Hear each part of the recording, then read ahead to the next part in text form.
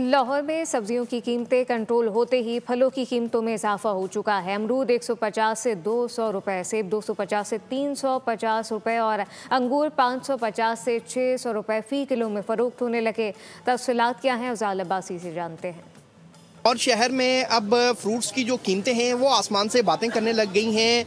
अमरूद जो है वो सरकारी रेट उसका 100 रुपये किलो है, लेकिन मार्केट में 150 रुपये फ़ी किलो के हिसाब से फ़रोख्त किया जा रहा है। जबकि सेब की जो कीमत इस वक्त मार्केट में चल रही है वो 260 रुपये से 400 रुपये फ़ी किलो तक में फ़रोख्त किया जा रहा है। जबकि अंगूर जो हैं वो 600 रुपये फ़ी किलो तक मार्केट में इस वक्त बेचे जा रहे हैं। मेरे साथ एक ख़रीदार मौजूद हैं।